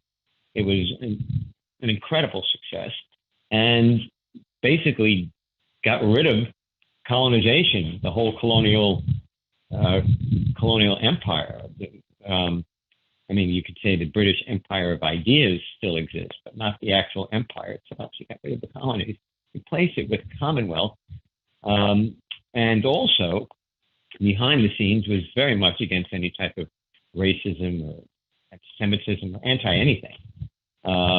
As a matter of fact, we now know that she did as much as she could to oppose apartheid and to kind of put pressure on Margaret Thatcher not to support the apartheid system in South Africa. Again, since her father and then she had diminished the power of the crown, because they felt, and really actually what they had created, in essence, it was starting to be that way, but the idea created it, turned the British system into a constitutional monarchy, which meant that they had to diminish the power of the crown so that the crown really had no power. It could have some influence, but no real power. And that was because they believed, this particular royal family, starting with George VI, believed. But that long preceded that long preceded George VI. The transitional constitutional monarchy is, I know. Yes. It's more happened really in the 1840s, 50s, in terms of the power being taken by Parliament, which is what essentially happened in effect. So, but I think that what they did is that they basically eliminated the power of the crown. Well, they acquiesced. We don't really know what. She can't say what if she really wanted to be like some kind of absolute monarch. No. If she did, she wouldn't say it. So we have no, again, I don't know one way or the. We just don't know one way or the other If you had watched the footage, you would have heard that there were a lot of things being aired on the BBC in which she did say what she thought. They were not able to air that during her lifetime, obviously, but she did. No. She was thrust into this. Her father was thrust into this situation. then she was thrust in much earlier than she had would have preferred, and so no, she did not. She did not believe in that. She believed, if anything, in any type of power, in soft power. So, but the question is, no, she was very, excuse me. Yeah, the idea of a constitutional monarchy goes way back, but the idea is that it really became the monarchy. Like, this is fine, but you're rambling. So, No. What I'm trying to say is the question. Well, you kind of threw me off a little bit off the tangent there. The question is, will this last? We now have a transition. What is going to happen with the monarchy? I mean, I'm just throwing it open there. Well, do you think it's going to take a long time to figure that one out? Well, we don't know yet, but people are it's the weather. Again, everything comes to an end. Britain and the United States will come to an end at some point. Again, we've only been around for 250 years. Talking about the United States, well, less. And we're already right. We may be. The monarchy isn't going to end tomorrow, but go 10 years from now, who knows? Again, as I understand it, again, when they poll, I think it's Britain's 18 to 24, 61% of those say that they would abolish the monarchy. So obviously the younger and it's about 30% overall. So obviously the monarchy, has lost popularity, and probably will continue to lose, just by the nature of things that are around for a long time. That means 70% do support it. The fact is, it's also, you talk about the Commonwealth also, because if you think about it, the Commonwealth represents a world power. If you have a Commonwealth of countries, provided they are lined up, or should we say queued up together, the Commonwealth represents a significant world power, 54 countries. But if the Commonwealth starts falling apart, if people start dropping off out of the Commonwealth, then that could be a problem. Really, since the monarchy is just a head of state, so in other words, it's pretty much totally a ceremonial position and just represents the country rather than actually controls it, then there's really no downside towards being a part of the Commonwealth, towards being under the Queen. You're not restricted or anything, and you get Well, some people might say symbolically they don't want to be tied to the force that was in any way to the force that was repressing them. I don't mean to interject here, but I'm interjecting. There's a phenomena going on here which I can pick up with. I have pretty strong ESP. It's just very, very boring. I don't know why. Yes. Okay, very, very boring. And it's what do you think about it, Ken?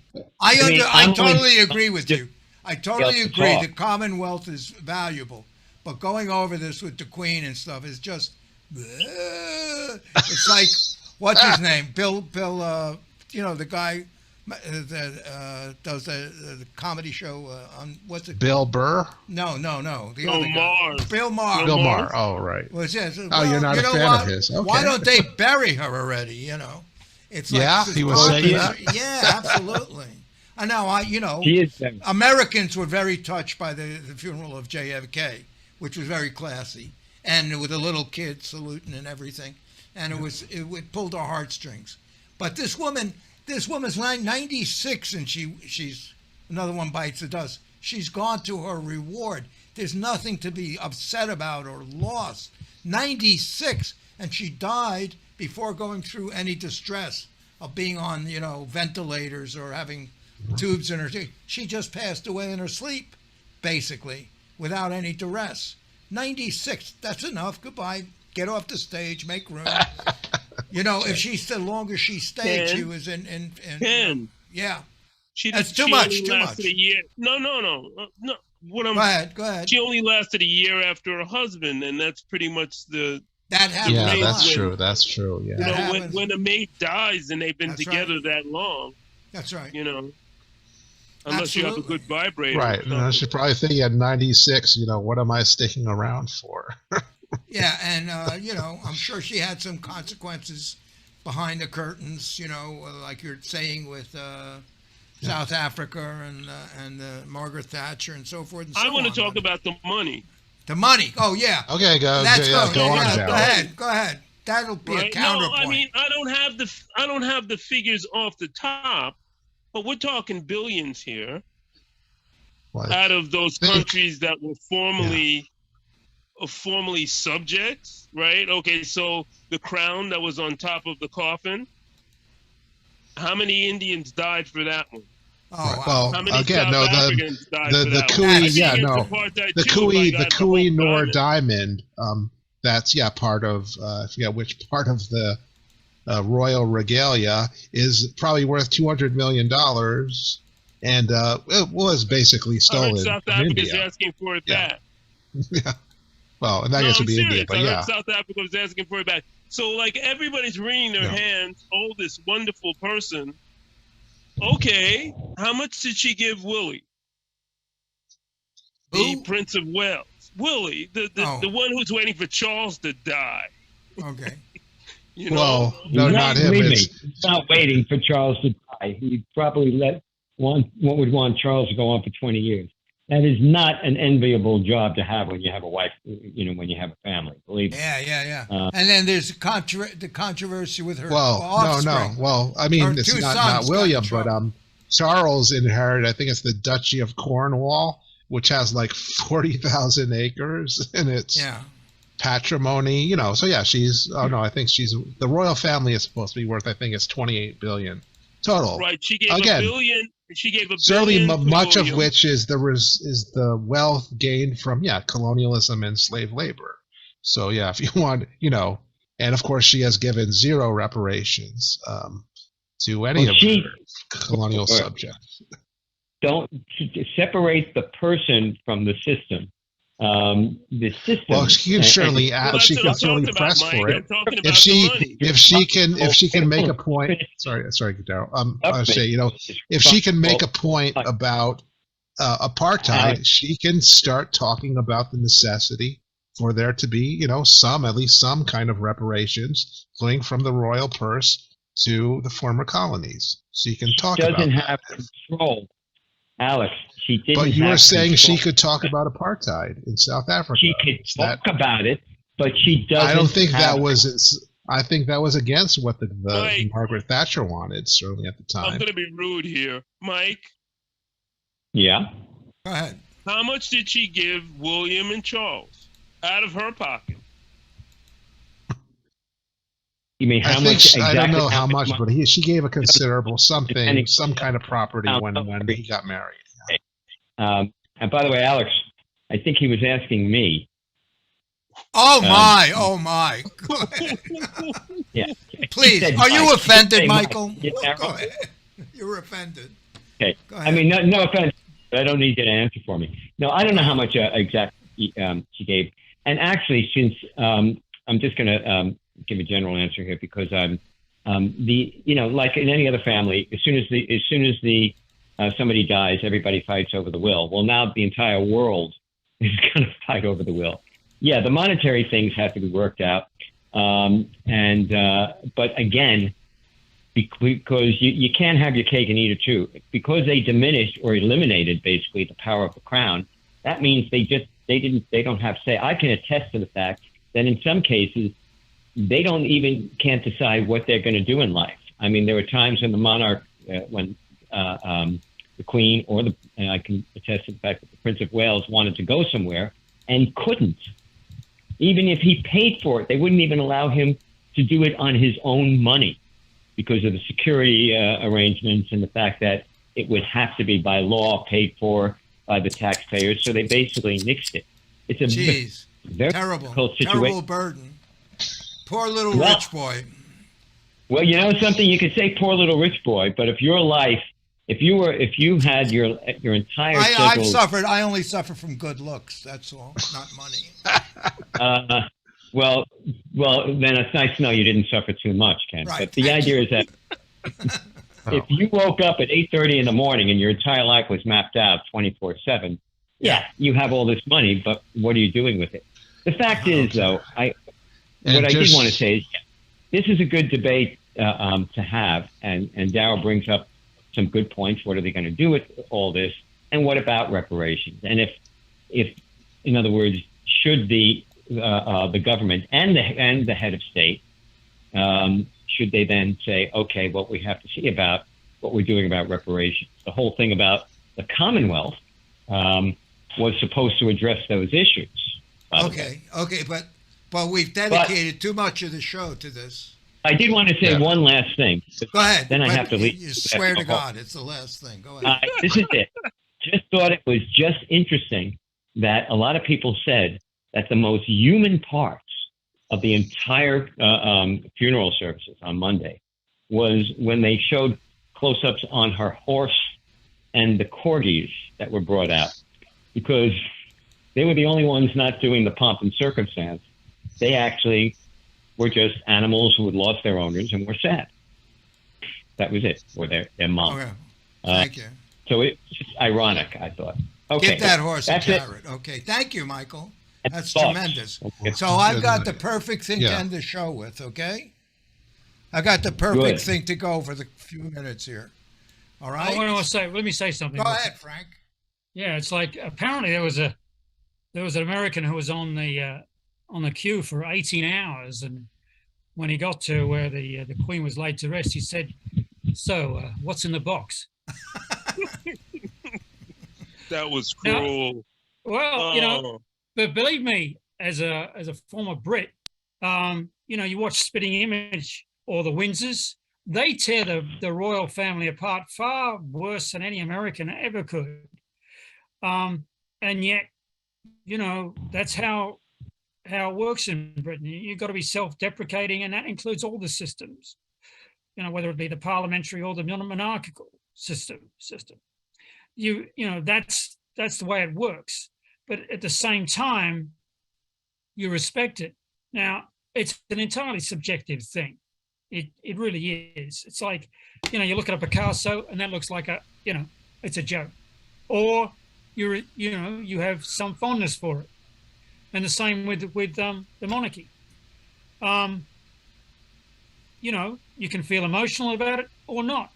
It's like, that's up to you. And as far as reparations goes, first of all, what the United States owes as well to the indigenous peoples and what they owe to the previous people they wiped out, I can't imagine either. And what we owe for climate change, oh my God, every European country and the United States in particular, what we owe the rest of the world is there nothing they can't strip from us if they ever given the opportunity. It's like I said, no police force, no crime. It's like no written history. There's no way you can point to me. I've got no written history, so there's nothing you can look at and point fingers at what I've acquired because I never wrote it down. It is amazing. It is amazing that this next phenomenon is going to be a way of retribution for those have-nots. There was Marx one day, and now there's going to be reparations the next. It's like somehow you've got to nail the people on top who have somehow, through whatever reason, whether it's, for luck of birth or hard work or, I don't know, it's just some nasty phenomenon that they can't put their finger on, are better off than those who aren't. And so, bless their hearts. It's like, but as I said, it's a subjective thing. You either like it or you detest it. And at the moment, the majority of people in Britain go with it. It's something to look at. It's different from, say, China's Xi Jinping's massive ceremony with his army and his DF-21s coming down the line and all the tanks. The people aren't really that into it. But the people were into this. That has to be said. It was from the heart that the people came out there. Nobody asked them. They weren't bussed there. They weren't. In fact, it was a hassle to get there. It's not like it's Kim Il Jong's birthday. Actually, Frank, I saw there's a pretty good video going around of somebody actually put footage from the royal funeral to actually BBC commentary about Kim Jong-il's funeral that actually matches up pretty, nice in a very, satirical way. The difference is that they're bused to it and they got no option to, and they better start celebrating and they better start waving their little flag. This is the difference between a monarchy and an imposed autocracy. Same with Putin or Xi Jinping or Kim Il Sung or any other. This was from the heart, and that Plus, I think if she were to die, that would actually be genuine feeling for him because of the millions of Chinese. He's, his economic policies, which he gets credit for, lifted out of, 800 million Chinese lifted out of poverty since Deng Xiaoping launched the economic reforms. 800 million out of extreme poverty. Every week, guy's going to get out there and start sobbing for the guy. Again, several. Alex, there's no comparison. Frank is absolutely right. There is just no comparison. Absolutely it's just more similar than you think. No. There's also quite a bit of propaganda behind the Queen. Sing the national anthem. What's the national anthem of China? Come on. Just at Russia. Come on. Russia and communism. No, he's absolutely correct. The states, when you get a tyrannical, a tyranny, dictatorship, whatever you want to call it, you're taking your life in your hands. What do you call a country where people have been arrested? No. Arrested for God bless America. Monarchy. I think it's God bless Literally America. arrested. What kind of free country is that? Yeah. Well, people have been arrested, so obviously it's not a totalitarian system. You're right. But it's not You're right. completely free. Can we all chip in and get Alex a ticket to go to North Korea or China? Well, North Korea, China.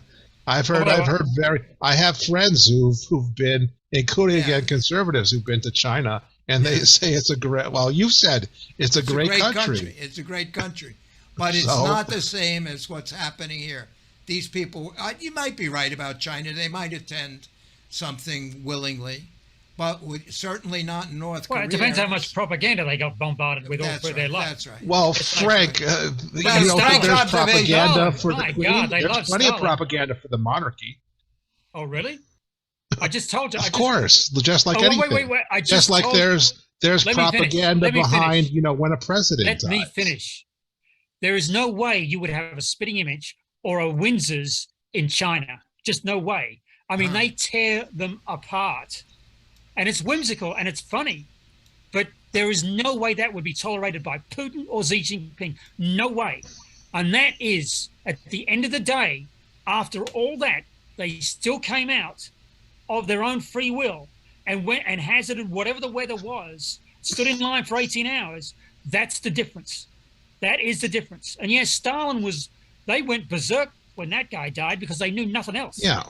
And if Trump dies, there will be millions of people will probably show up in Washington to to see his because there will be a state funeral. So you think that's is that not the same thing? I don't know, Alex. I think you're busting the cynical meter. You want to be, I don't know. You get an award. Cynical. You're the most cynical about everything. That's fine. Go on. There's nothing right about England or the U.S. Wait. Darryl's trying to say. Go ahead, Darryl. Alex, you finally got the throne, man. That's a Greek dude. That's a Greek dude up there. Don't be down in King Charles III. He's a Greek man. Who are you talking about? Who are you talking about? King Charles.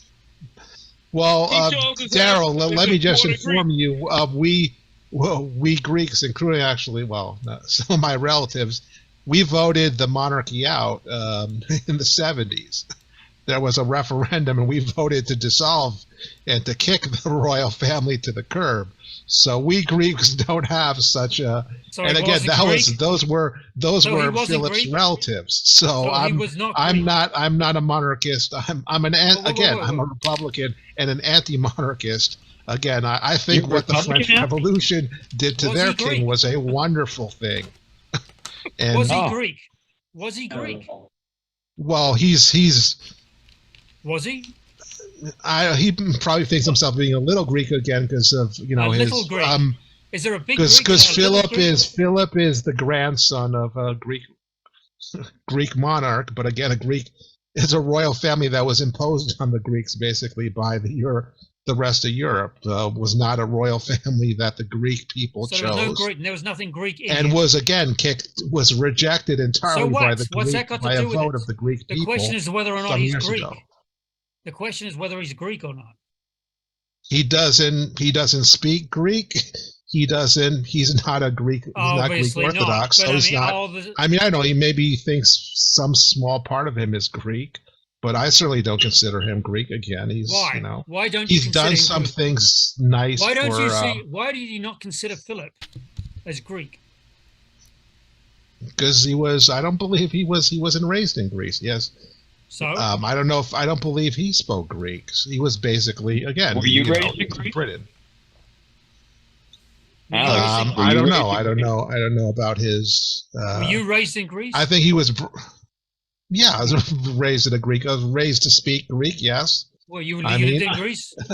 You lived in Greece. As a kid? I've been to Greece quite a bit, but I've not lived here.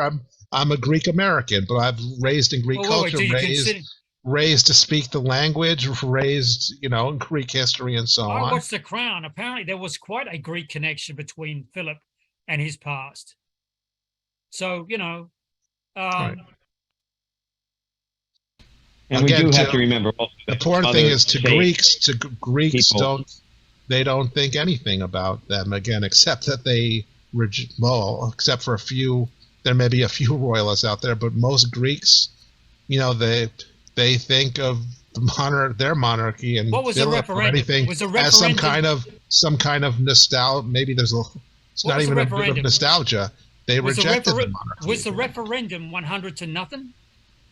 No, but it was it was pretty definitive. I'd have to look up the numbers. I think it was something like. If it was 70 or even 80, that means 20% considered him still correct. Obviously, many Greeks consider them part of their monarchy, correct? Not anymore, because again, most of those people. I know not anymore, but at the time they did, and some, as you said, are still monarchists. Well, yeah, the tiny. Oh wait! This is so easy to check these days. Yeah. 3 November 1935, a referendum on restoring the monarchy was held in Greece in 1935. 97.9%. That was in 1970. Yeah, that was before the war. 97%, pretty consistent. Again, okay. And again, they were voted out in I don't know, 75 or something, like 74. Okay, so 1974, right? 1974, and we got either in the foreground absolute monarchy. There we go. I hope he's using good searches. 69% of Greeks voted yes to becoming a republic and therefore against the monarchy. So it was a, quite overwhelming vote 30% against 30%. 30% still considered. Well, again, some of them might have been voting not necessarily for the monarchy, but against a republic. They might have wanted some other version. When was the revolt of the colonels and all that good stuff? 67. Yeah, well, that was a right wing getting trounced. So I don't know. Anyway. Well, this was the king tried to stage a coup against the military junta, and that's what really was the end for him. 69%. Yeah, exactly. 69%. Yeah, and it was a turnout of 75%. So this is pretty strong. A very democratic, Oh, yeah, it still doesn't necessarily mean that they're all in your camp and entirely opposed to a monarchy. That's clearly not true. Well, again, I've been told my grandfather was monarchist, but he was basically a monarchist because the monarchy offered him a job. He worked for the Greek National Lottery, so that had nothing to do with any kind of real sentiment. It's just a bit of political patronage, essentially. How do you know? Because that's what my relatives have told me about my grandfather. Yeah, a lot of people say that about the British monarchy too. He's gone. He's gone with the Queen a long time before her. So I could never ask him that question. But you'd assume. I guess this is just what my relatives, It's what do you want to assume? I suppose. It's what several of my aunts and uncles have said. Therefore, it's definitive from your point of view. They asked him. So everybody. That's what he told them. So you've that it was a job. So you've extrapolated from that everybody who was a monarchist were only doing it for. No, I'm sure some were genuine, but again, 69% voted to get rid of them. 35, 97% were for it. Isn't that funny? And then you have this junta, right? And who, as you pointed out? Well, he led the king then led a very stupid revolt, which was had zero chance of succeeding. He was arrested and then essentially expelled by the government from the country. And but he originally it was the worst of both worlds because he originally supported the fascist government, and then he turns against it. So he basically he was anathema to both the right and the left in Greece. Why did he turn against it? Well, he thought they were interfering with his power. It wasn't anything. He was trying to restore the monarchy. He wasn't trying to reestablish democracy or anything. It's just he thought he should have the power, not the military. Why should he?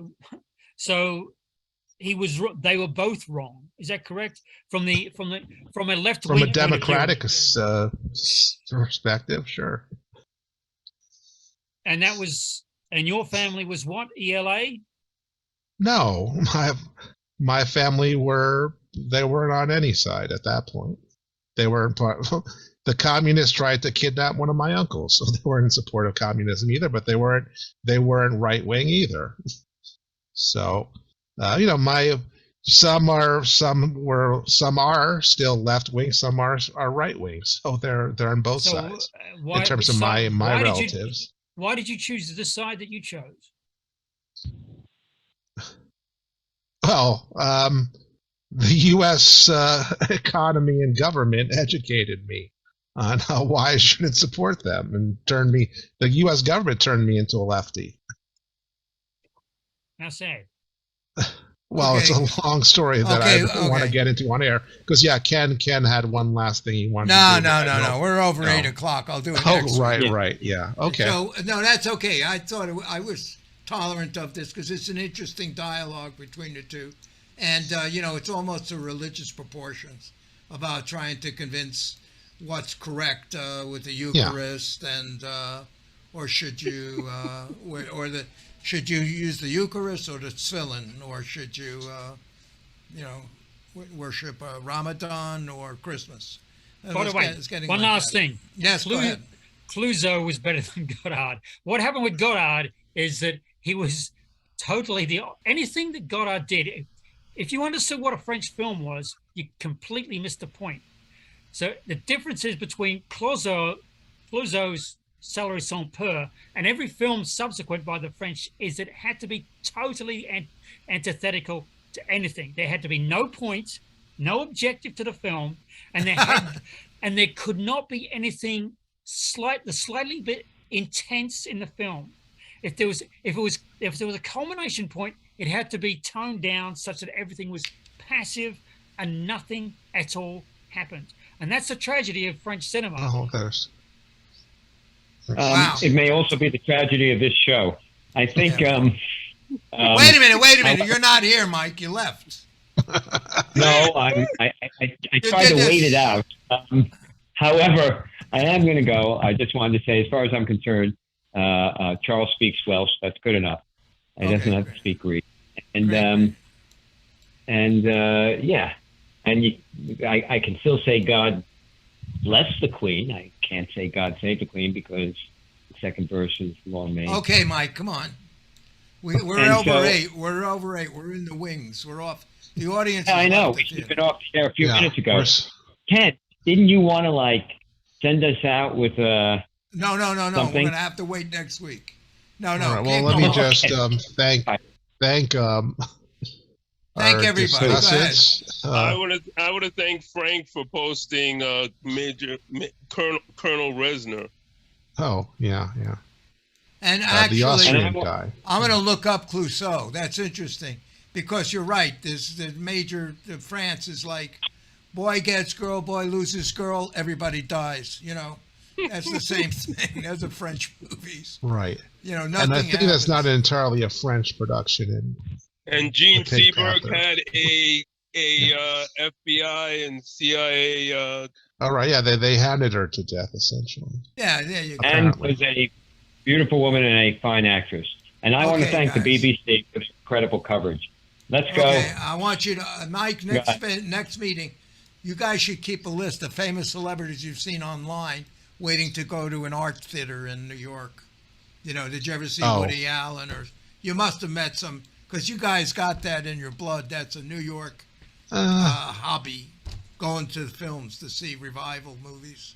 There must be some celebrities. I mean, semi-famous. Semi-famous. Okay. You always see, you'll see a few people for a Q&A. Yeah, that's right. Come on, Alex. Thank everybody and say good night. So let me thank you, Ken Aaron, Dennis Goldstein, Darryl McPherson, Mike Jankowitz, and Frank Radford for tonight's show. Again, that's it. Ken from California and the rest of us from the East Coast.